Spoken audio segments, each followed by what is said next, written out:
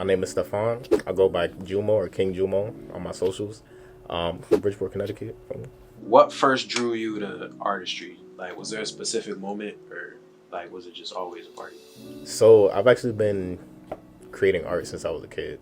Like, I remember one of the first instances, like, I used to see my older brother and sister draw, because I used to watch like Dragon Ball Z and stuff like that, and they would just like draw their own characters from it.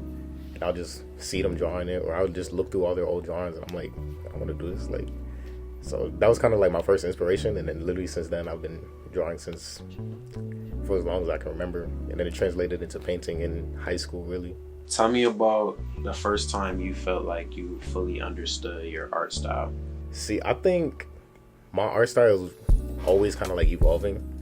So when I was in high school, like I said, that's when I started painting for real. And I was like, okay, I can get behind this. Like, I hated using colored pencils because like it took too long to get a lot of color onto the page or whatever. So like painting, you can do one stroke and like get mad paint across the canvas. I also started doing digital art on my phone too.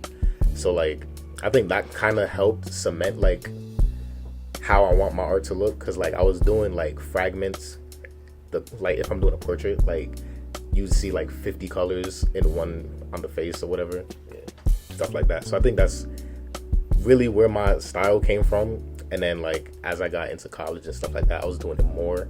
So like, okay, yeah, this is how I like my paintings to look, like that fragmented. You could see like all the paint strokes and like every color and stuff like that. So you said your art style has changed over the years. So how has your relationship with art in general changed over the years? It's a love-hate relationship for sure, just because like if I have an idea in my head and it doesn't come out how I want it to, I'm like, damn, why isn't it how I wanted it? But it's also like, okay, if it's not how I want it to look now, then like I just got to keep working harder to make it what I want it to be. So that part hasn't really changed. That's pretty much how it's been my whole life. I would say it was always something that I was interested in. I never thought that I would be like somebody who focused on that in his adult life. Like, I didn't know what I wanted to be when I was a kid. But as I got older, got through high school, college, I was like, okay, I'm good at all these subjects, but I don't have any like real interest in any of them. So like art was the one thing that was consistent through my whole life. So I'm like, why not try to incorporate that into my adult life, like make it my career? How would you measure success with your art? Like, is it about recognition or is it more personal for you? A little bit of both. Obviously success comes with like money, recognition and stuff like that.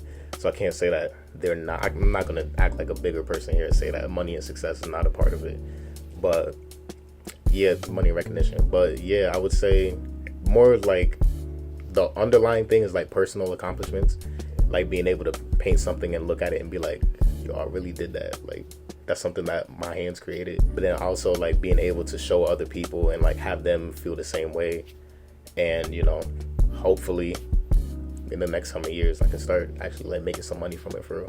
Is there like a specific art piece that you made that you look back on here, like you can't believe that you made it? Some of my early work from high school that I was doing on my phone, like my digital art, I look back at it now and I'm like, yo, how did I do that? Because it was something smaller than this. Like, it was an Android phone, but it was like maybe like half this size. This is iPhone 13 Pro. Like, it was like half the size. And I was like, I didn't even have like a pen or nothing. I was usually using my fingers. So I'm like, yo, how was I able to do that way back then? Like 10 years ago, how was I able to do that on this small phone? Because I can't replicate that now. I'm not even gonna lie. Like, my art style looks completely different now than it did back then. This green one right here, that's one of the ones that I'm like really proud of. Because I was doing it while I was unemployed. I had all the time in the world to paint. So that was like, I was really like getting down like the practice and techniques and stuff like that. So like, I had never done the highlight, the very slight highlight that's like on the front of the face. I was like, I'm gonna push myself. I'm gonna try to see if I can do it. If I don't like it, I don't like it. But I think it came out really well, and like everybody that I've shown loves it.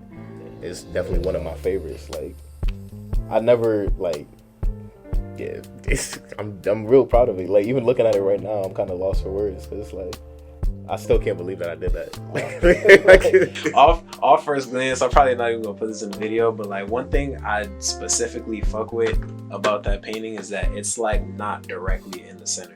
Like, it looks like there's a mirror next to a woman that's actually looking that way. If that makes sense. Yeah. I kind of, I don't like having like any of my pictures like directly in the center, because I feel like, you know, that's kind of like the typical thing to do. I don't like doing that. Like, even if there's a lot of like negative space, or it's like a flat color in the background, like I want the focus to be like the actual person, so you can see, like I was mentioning before, like all the paint strokes and the different colors and stuff like that. Like the background, I was never really good at backgrounds anyway, so like the background is just the background to me. Like the real focus is the person in it, like the story that it's telling. Looking back at like your entire body of work, do you feel like there's a theme that goes throughout your work? Yeah, definitely Black women. Like that's my main thing that I focus on. Like I've painted some Black men in the past, but like Black women, like I love Black women. That's just what it is for me. So like anytime I can paint a Black woman, like I will do so. So literally like the majority of my paintings are Black women. I've done one painting of a little Black girl getting her hair done. That one came out really well too. So I want to do like more with like hair and stuff like that, but like it's always been Black women, and it's probably always going to be Black women. So I saw a couple months ago, I think now, you got into your first art gallery. Yeah. So congrats on that. Thank you. Appreciate it. That was this painting right here, the green one. Yeah. And in that, I saw the video. You said that Black women were your muse. Yeah. So was there like a specific Black woman in your life that like caused that, or was that just? Nah, not really. Like that's just how I've pretty much always been. Like, you know, and looking back at it, I think it's because we just don't have that much representation in like modern media. Like even when we was kids, like all them TV shows was mainly white people. Yeah. Like we had That's So Raven. For people our age, we had That's So Raven, but I was pretty much like the only one where like it was like Black centered. Proud Family too, but that was a cartoon, so it's 50-50. Just thinking about it, like I just want to see more Black women in media. Like it's my way of showing like appreciation for Black women. That's pretty much what it is. Do you think your mental state at the time of you creating a painting has an influence on how the painting will come out? Yeah, I say even if I don't think so in the moment, looking back, I think it does usually.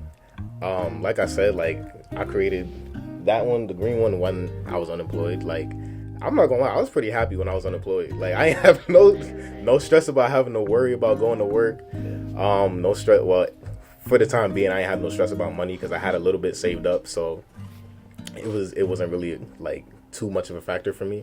So I was just able to paint freely. Like I was waking up whenever I wanted to, like do whatever. So I think the quality of work that I was putting out while I was unemployed was like top tier. I'm not gonna lie.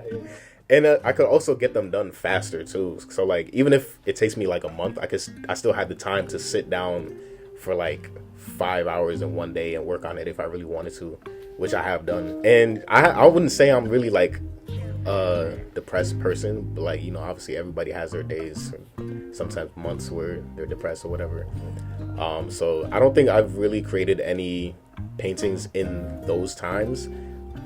But if I like start one and then I get into one of those moods, it just takes longer to finish. And like sometimes I don't even finish them. I wouldn't say like it necessarily affects what the work is, but more so like how long it takes to finish it.